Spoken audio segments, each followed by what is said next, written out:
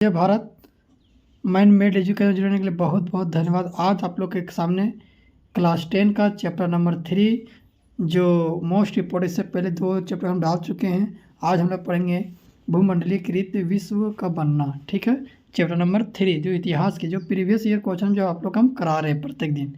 ठीक है, उसी तरह आज हम तीसरा चैप्टर लेके आ रहे हैं, इसलिए शाम को 6 बजे जुड़ना ना भूलें। चलिए हम लोग एक एक करके स्टार्ट करते हैं। ठीक है, सबसे पहले नंबर 1 क्वेश्चन क्या बोला है, समूह 17 यानी कि G77 से क्या तात्पर्य है। ठीक है, G77 क्या है यानी कि समूह 77 यानी कि 77 क्या है। अपना भाषण जानेंगे। समूह 77 विकासशील देशों का एक संगठन है। विकासशील देश किसे कहते हैं, जो सबसे बड़ा विकासशील हो, जैसे अमेरिका हो गया, चीन हो गया, रूस हो गया, ब्राज़ील हो गया, ये सब क्या है, एक विकासशील देश है। इस सब का क्या एक संगठन है जिसने ब्रेटन वुड्स की जुड़वा संतान ने IMF और विश्व बैंक की नीतियां होने वाले नुकसान के खिलाफ बनाया गया। यानी कि जो नीतियां जो बनाया था कौन, ब्रेटन वुड्स के जुड़वा संतान, उसमें जो नुकसान हुआ उसी के खिलाफ बनाया गया क्या, समूह 77 यानी कि G77। पहला, यह एशिया अफ्रीका लातीनी अमेरिका के नव स्वतंत्र विकासशील देश का समूह है। ठीक है, यह क्या, यह एशिया अफ्रीका और लातीनी अमेरिका के नव स्वतंत्र विकासशील देशों का एक क्या है, समूह है। ठीक, दूसरा क्या है, इसका मुख्य उद्देश्य एक नई राजनीतिक आर्थिक व्यवस्था IWNIEO हासिल करना था, ताकि विकासशील देशों का अपने संसाधनों पर नियंत्रण, विकास के लिए सहायता और अपने माल की सही कीमत मिल सके। ठीक है, ये इसका तात्पर्य है। किसका तात्पर्य है, समूह G77 यानी कि ये मोस्ट इंपॉर्टेंट क्वेश्चन है, ये आ सकता है। ठीक है, चलिए नेक्स्ट क्वेश्चन क्या बोला है, 1929 ईस्वी में महामंडी का बंगाल में पटसन पैदा करने वाले लोगों पर क्या प्रभाव पड़ा था। पहला, कीमत में गिरावट आया, यानी कि कीमत में जो वसूलता था यानी कीमत जो मिलता था उसमें क्या हुआ, गिरावट। गिरावट मतलब कमी आना। महामंडी के कारण वैश्विक मांग घटने से कच्चे पटसन की कीमतों में 60% से अधिक भारी गिरावट आई। सोच लो, 100% में 60% की कच्ची आ गई, कमी आ गई है। ठीक है, सेकंड में क्या है, कर्ज का जाल। कर्ज जो है बहुत अधिक बढ़ गया। पटसन किसानों को बेहतर आय की उम्मीद में अधिक पटसन उगाया था, यानी कि किसानों जो था वो पटसन को उगाने के लिए बहुत अधिक आय की उम्मीद था, अधिक पटसन उगाया, लेकिन दाम गिरने से वे भारी कर्ज में क्या हो गए, डूब गए। ठीक है, इस प्रकार से का प्रभाव पड़ा था। ठीक, चलिए नेक्स्ट नंबर क्वेश्चन क्या है, ये बता चुके हैं। G77 देश से अब क्या समझते हैं, G77 से किस आधार पर ब्रिटेन वुड्स के जुड़वा संतानों ने प्रतिक्रिया कहा जा सकता है। देख रहे 3 और क्वेश्चन पूछेगा, इस पर 100% आने वाला। देख लीजिए 2012, 2020, 24 4 साल के अंतर में जा रहा है। ठीक, तो G77 क्या, यह विकासशील देशों का समूह, ये बता चुके हैं, जो नई अंतर्राष्ट्रीय आर्थिक व्यवस्था प्राप्त करने के लिए संगठित हुआ था। संगठित मतलब एकजुट हुआ था, याद रखिएगा। ठीक, संगठित मतलब एकजुट होना। ब्रिटेन वुड्स के प्रतिक्रिया के रूप में ब्रिटेन वुड्स संस्थानों IMF और विश्व बैंक के पश्चिमी औद्योगिक देशों अमीर देशों के हित के ध्यान में रखकर बनाया गया था। यानी किसके लिए बनाया गया था, अमीर देशों के लिए बनाया गया था। ये संस्थान गरीब और नव स्वतंत्र देशों की जरूरत को पूरा करने के नाकाम रहे। ठीक है, यानी कि जिसका ज़रूरत को पूरा करने में क्या रहा, ये नाकाम, यानी कि कामयाब नहीं मिल पाया इसमें। ठीक है, इसलिए पश्चिमी देशों में इस आर्थिक दबदबे मुकाबले करने और अपने संसाधनों पर खुद नियंत्रण पाने के लिए विकासशील देशों की G77 का गठन किया। इसलिए इसको सही सुधार करने के लिए यानी कंट्रोल करने के लिए क्या लागू किया गया, G77 गठन किया गया। ठीक है, चलिए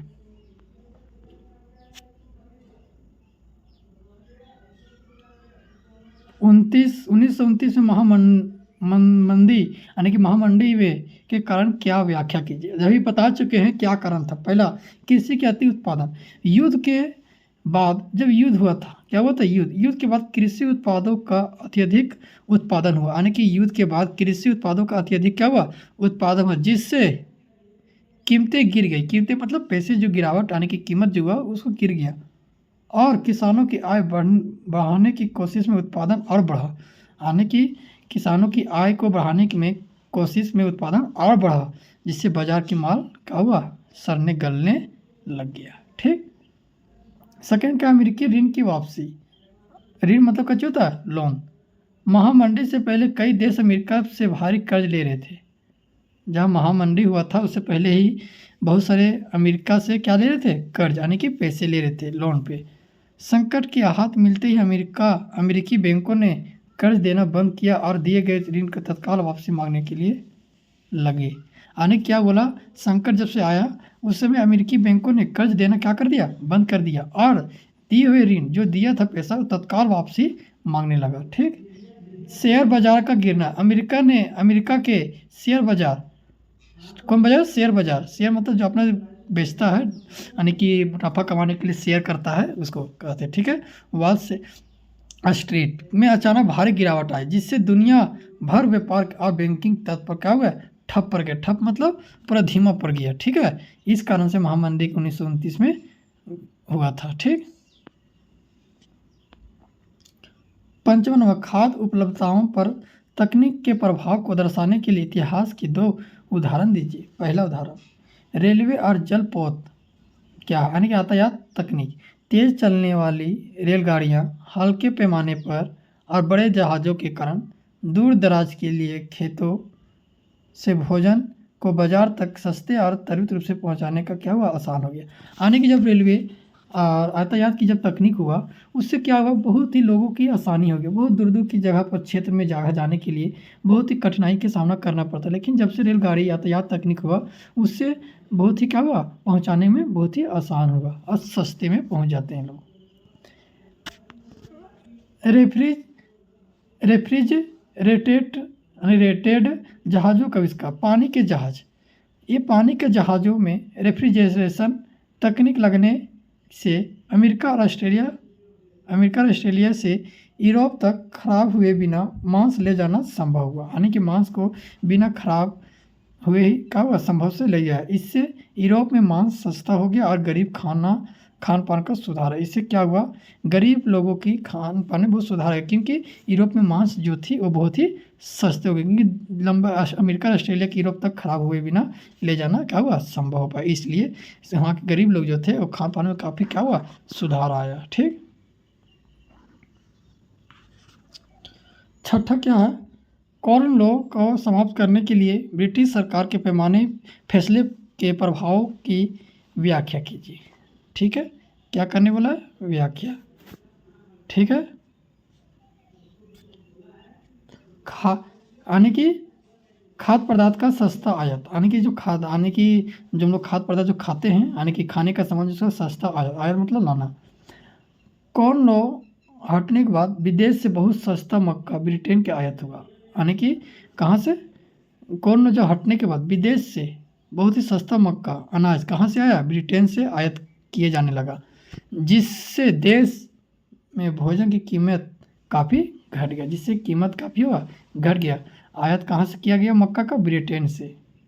ब्रिटिश कृषि पर प्रभाव, स्थानीय किसान सस्ते आयातित अनाज का मुकाबला नहीं कर सके। यानी कि स्थानीय किसान सस्ते आयातित अनाज का मुकाबला नहीं कर सके, जिससे खेती तबाह हो गई और हजारों किसान बेरोजगार होकर शहरों या दूसरे देशों में क्या हो गए, चल गए। ठीक। औद्योगिक विकास, भोजन सस्ता होने से मजदूरी की लागत घटी और ब्रिटेन में औद्योगिक गतिविधियों की भारी तेजी आई। यानी कि भोजन सस्ता होने से मजदूरी की लागत घट गई। जब सब चीज़ सस्ता होगा, सब चीज़ महंगा होगा, सब चीज़ का महंगा होगा।